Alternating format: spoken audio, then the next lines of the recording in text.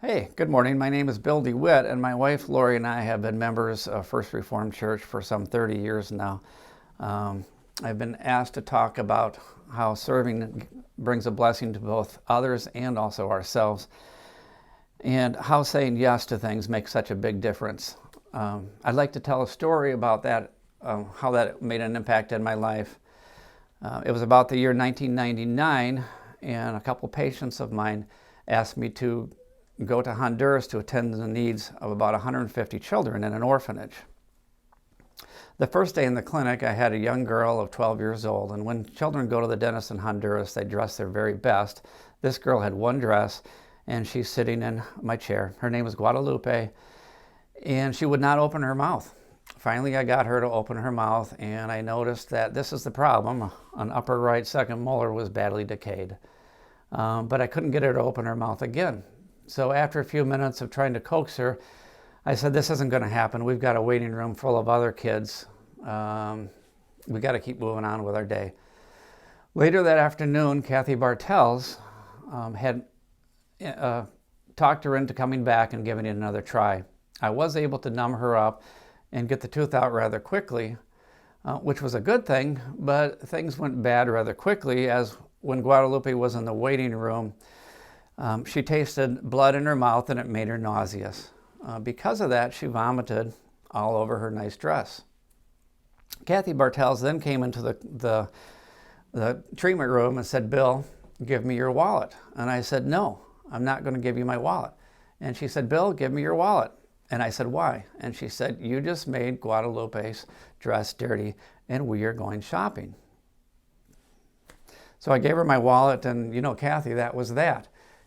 At the end of the week, it was time to figure out if some of the group members on that trip would be able to sponsor the children in the orphanage. And a photo of Guadalupe was there. Kathy Bartels saw that photo, and she came up to me and she said, Bill, give me your wallet. And I said, why, Kathy? And she said, you and Lori are sponsoring Guadalupe. So that's how our relationship in Honduras started, is we started sponsoring this 12-year-old girl named Guadalupe. Well, because of that original yes that we said in 1999, it led to many, many good things. A few years later, Lori and I sponsored an organization called Casa de Esperanza, and with the help of many, many people in the West Michigan areas, wonderful things have happened in Honduras in the area of building things and kids being sponsored and graduating from schools and colleges. We've supported families that needed food, and just wonderful things have happened. So I have a couple takeaways from the idea of saying yes, that really, really good things happen.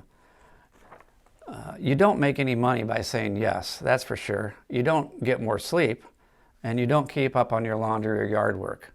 But the good things about saying yes is you get to lay in bed at night and rehash all the fun times. You get to bring joy to the life of many, many people. You get to live for others. But almost more important is you get to bring more joy in your life with the aspect of giving. We found that living for others is such a lasting feeling. It gets you on the path to happiness, but living yourself is only temporary. One of the few things that we can really control in our lives is how we respond to situations. Saying yes brings many, many good things. I'd like to end by reading a Bible verse that means much to me. It's from Galatians 6, 9 through 10. Let us not become weary in doing good, for at the proper time we will reap a harvest if we do not give up. Therefore, as we have opportunity, let us do good to all people, especially to those who belong to the family of believers.